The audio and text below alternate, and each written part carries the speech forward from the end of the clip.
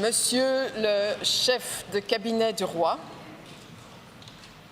Madame la présidente du Sénat, Monsieur le Premier ministre, Mesdames et Messieurs les présidents d'Assemblée, Mesdames et Messieurs les ministres-présidents, Mesdames et Messieurs, en vos titres et qualités, chers collègues, à l'instar d'autres assemblées parlementaires, nous accueillons pour la première fois au Parlement belge le président d'un pays en guerre. Je tiens également à saluer la présence en tribune d'une délégation de l'ambassade d'Ukraine conduite par M. Oleh Shamchour, chargé d'affaires. Monsieur le Président Zelensky, bienvenue, Laskavo Prosimo. Je tiens à vous remercier vivement, au nom de la Chambre des représentants de Belgique, d'avoir accepté, dans les circonstances tragiques que nous connaissons toutes et tous, de consacrer une partie de votre temps à participer à cette visioconférence avec les représentants des parlements et des autorités gouvernementales de notre pays. En tant que présidente d'un Parlement national, je suis particulièrement sensible au fait que les parlements nationaux en Europe ou ailleurs figurent parmi vos interlocuteurs privilégiés. C'est là reconnaître toute la légitimité démocratique dont ils sont porteurs. La Fédération de Russie a lancé le 24 février dernier contre votre pays une offensive inacceptable au regard du droit international qui régit les principes de souveraineté et d'intégralité territoriale des États. Depuis le début de cette guerre, le drapeau ukrainien flotte sur les bâtiments de la Chambre et du Sénat de Belgique. Par ce geste symbolique, nous entendons condamner avec la plus grande fermeté cette invasion militaire russe et exiger la restauration de l'indépendance, de la souveraineté et de l'intégrité territoriale de l'Ukraine. Meneer de president, de grootte van een land is nooit een hinderpaal geweest om grote uitdagingen aan te gaan. België vangt al wekenlang duizenden Oekraïense vluchtelingen op, gezinnen, vrouwen en kinderen, die geen andere keuze hadden dan hun vaderland in allerijl te ontvluchten.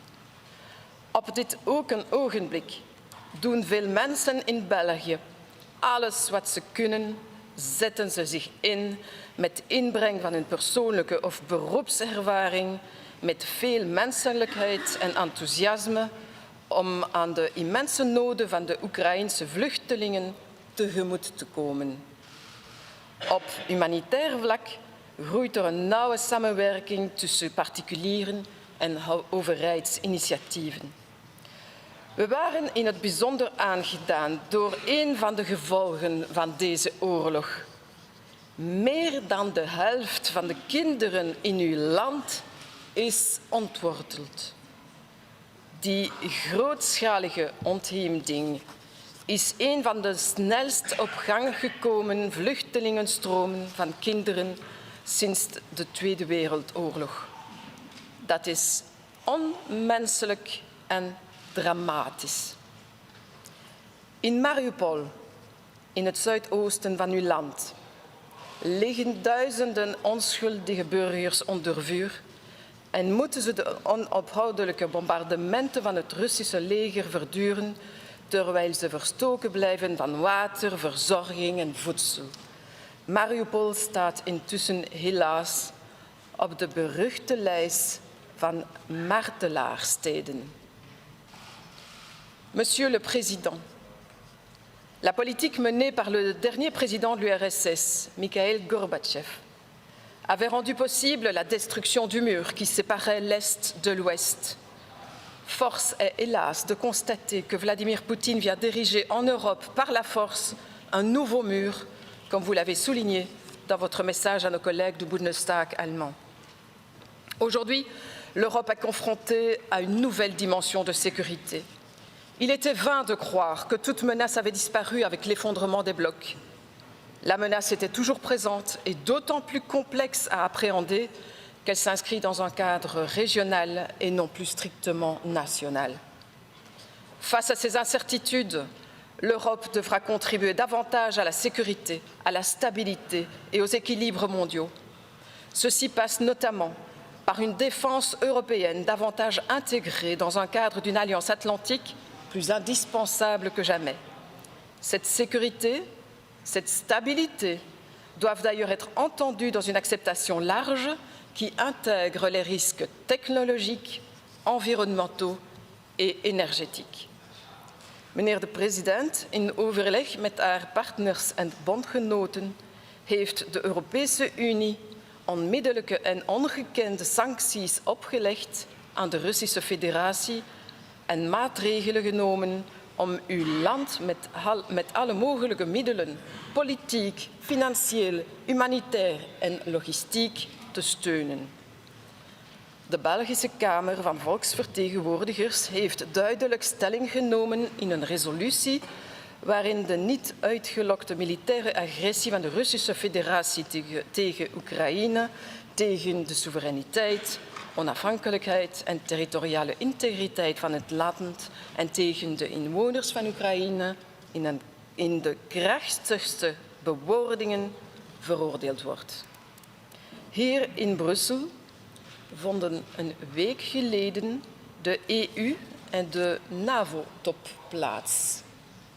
Ik kan u verzekeren dat wij ons blijven inzetten voor een staking van de vijandelijkheden en het herstel van de vrede en de territoriale integriteit van uw land. Monsieur le Président, la démocratie ne s'accommode pas de la violence, que ce soit celle des hommes, des régimes politiques ou d'idéologie. Je vous remercie pour votre attention. Ik dank u voor uw aandacht. Dayakuyu Sa Uvahu. Les deux musiciennes qui vont maintenant interpréter l'hymne ukrainien sont la violoniste Natalia Kotarba et sa sœur jumelle, la violoncelliste Julia Kotarba. Deux jeunes femmes polonaises qui ont été en résidence à la chapelle musicale Reine Elisabeth. Vous aurez ensuite la parole, Monsieur le Président Zelensky, ensuite de quoi ce sera Monsieur le Premier ministre belge, Monsieur Alexander De Croo, qui s'exprimera. J'invite l'Assemblée à se lever.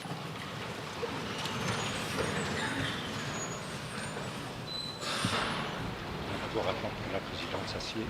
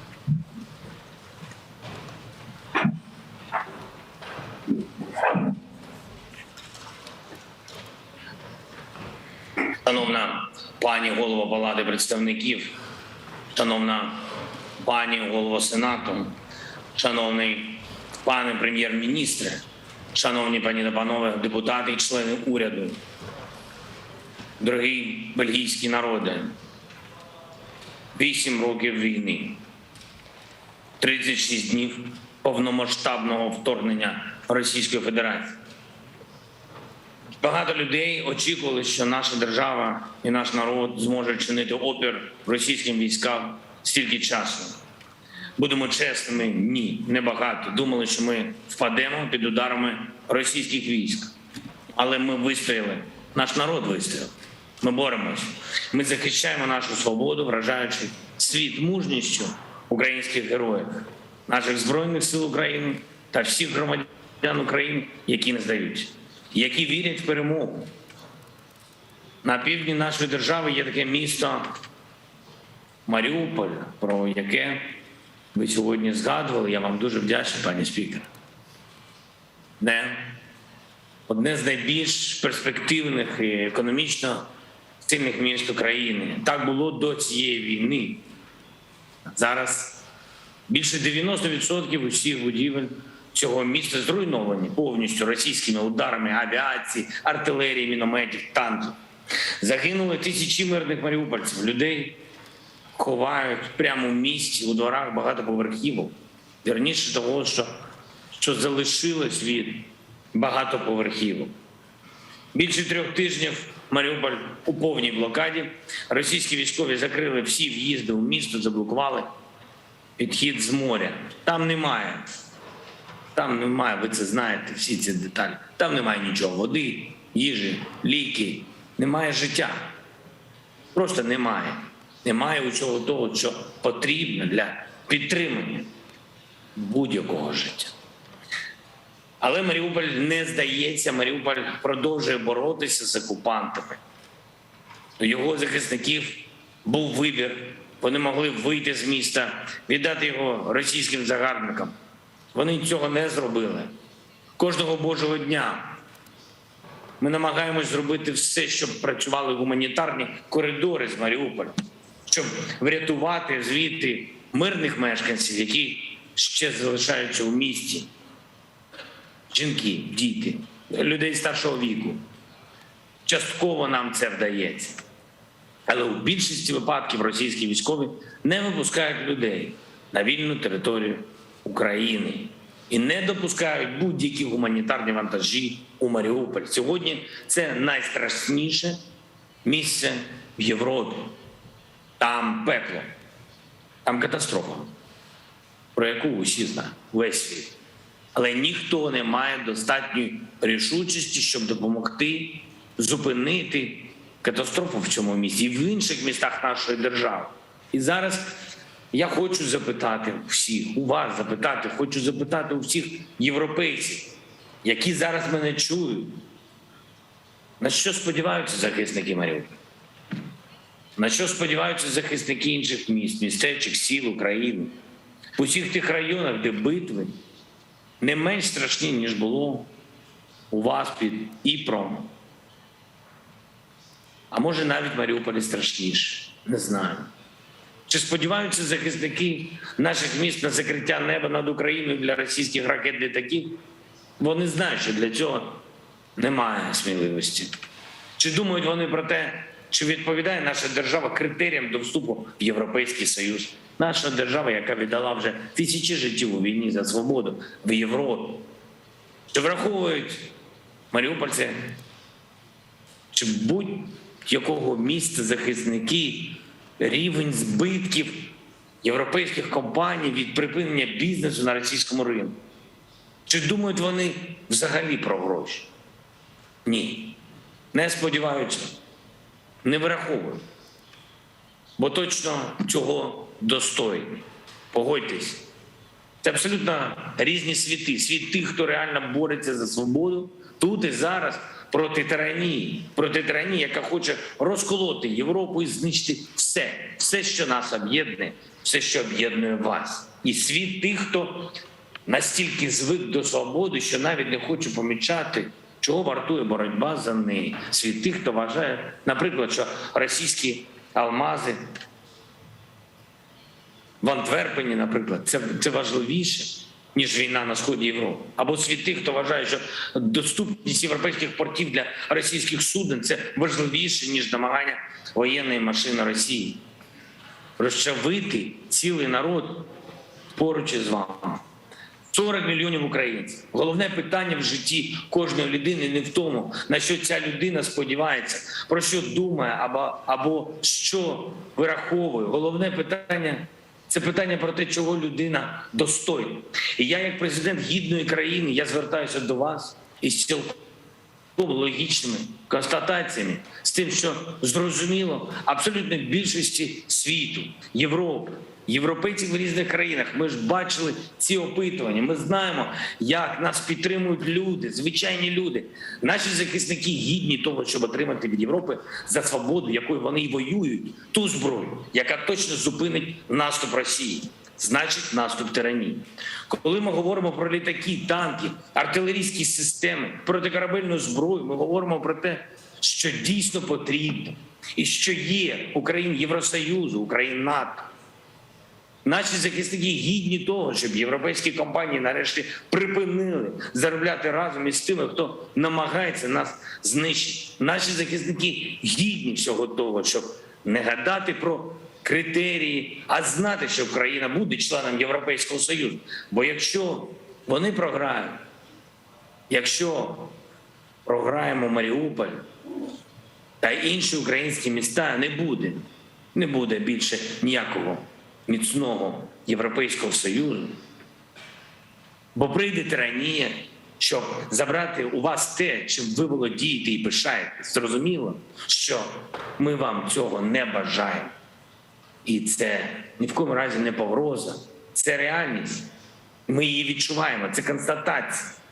Констатації всіх тих фактів, в яких ми живемо. Того, що добре видно із Маріуполя, штаб-квартири європейського опору. Того, що добре видно з України, штаб-квартири європейської гідності. І я впевнений, що у тих поважних штаб-квартирах, які розташовані на вашій прекрасній землі, повністю усвідомлюють все те, про що я вам говорю. Усвідомлюють, хоча, можливо, вголос і не кажуть.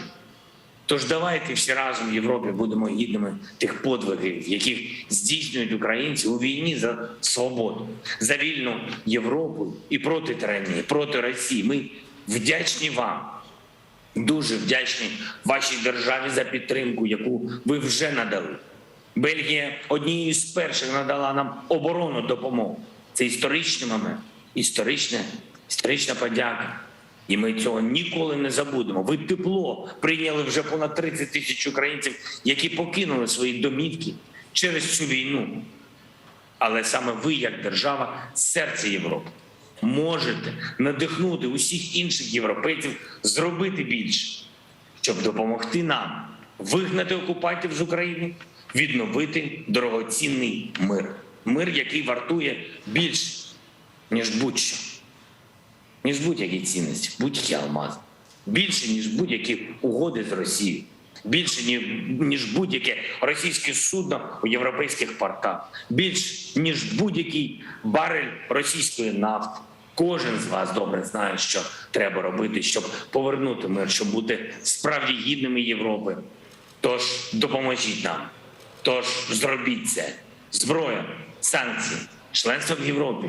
І вже скоро майбутнє віддячить вам. Слава усім нашим героям, слава героїчному місту Маріуполь. Дякую щиро вашій прекрасній державі. Слава Україні!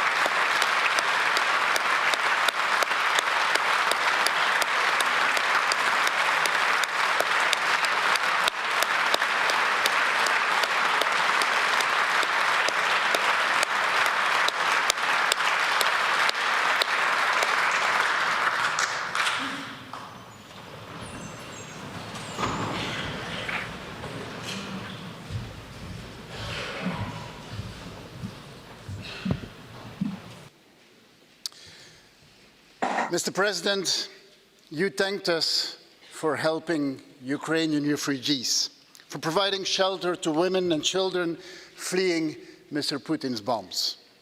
But we should be thanking you, thanking the Ukrainian people for fighting the fight. For the struggle you are waging is not only a struggle for the survival of Ukraine, it is a struggle for the survival of our common values of freedom and democracy. We hear your message, and I understand your frustration. You have been pleading for a no-fly zone imposed by NATO since the beginning of this war.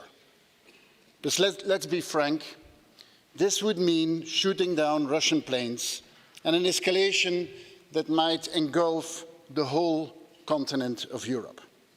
More lives lost and a wider war without any solution. NATO is not a party in this conflict, and it should not become one. And I realize this is not the answer you want to hear, but I believe that you understand the argument. Still, this is a time for us to take sides. That is what Belgium has done, and that is what we will continue to do so. We will continue to support Ukraine. Politically, by imposing a high economic cost on Russia. Diplomatically, by isolating Russia.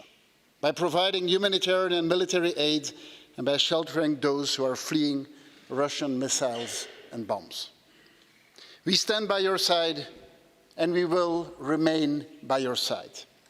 From the beginning, Belgium was a fierce advocate for sanctions that bite. We see that sanctions are working. And let there be no mistake, these sanctions are here to stay for a long time. We will continue working with our allies around the world to tighten the loopholes and ensuring a strict application of those sanctions, just as we will continue with our humanitarian and military support. As we speak, new aid from Belgium is on its way. During the last NATO summit and European Council, you asked for additional military support.